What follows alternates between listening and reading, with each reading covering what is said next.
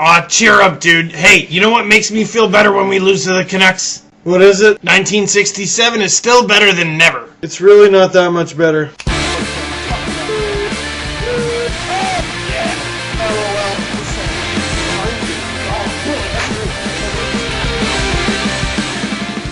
Leafs lose 3-1 to the Vancouver Canucks and extend their losing streak to 7-1.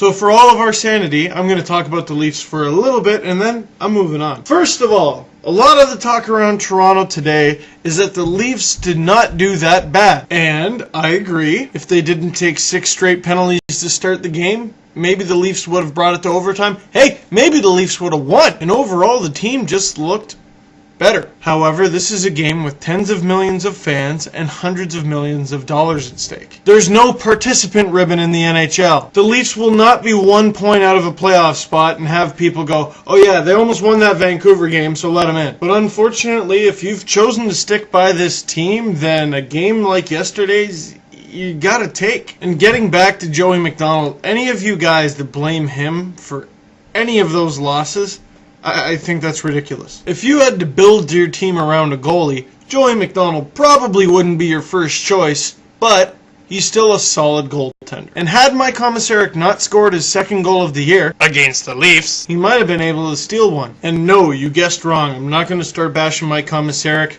It was a fluke. He didn't mean for it to happen. Maybe he shouldn't have been swinging his stick that way. But overall, I think he's really improved over the last couple of games. And when the Leafs start winning, whatever that is, fans are going to love Mike Komisarek. And one last Leaf note. I think it was Albert Einstein that once said, insanity is doing the same thing over and over again and expecting a different result. So why does Jason Blake keep putting on the same weak, bad angle shot on goalies like Luongo every time? 28 shots so far, just 1 goal. Maybe that tells you something. And that 1 goal was on the power play, clear path, sniped it, good. Take more shots like that. Moving on to other teams. If Mason Raymond became a Leaf tomorrow, he would automatically be the best player. He's just so quick and all over the place and hungry for the puck. He's amazing. Which brings me to hockey in Western Canada. I love watching Canucks, Oilers, and Flames games. The energy is always up here and you can't even see my hand. And the game could end 1-0 or 9-8. It's always an exciting game. And one of my favorite players in the NHL is quickly becoming Rene Bourque. 1, because this really looks like a breakout season for him. And 2, I got him off waivers in my hockey pool. Yeah, but you're still losing. Okay, don't give me that. Anyone would have benched UA last night and he goes and gets a shutout. What are the odds of that? And lastly, there's been a few nasty hits over the last few days. There was Tuomo Ruutu on Darcy Tucker. Ruutu got 3 games for that and Tucker got taken off on a stretcher. And then last night, Mike Richards, I have no idea what he was thinking on David Booth. These incidents seem to keep happening, so I ask you, what can the NHL do to prevent them? You can just throw the book at them. Really? You would throw the book at them? Yes, because most of the words in it are too hard to read.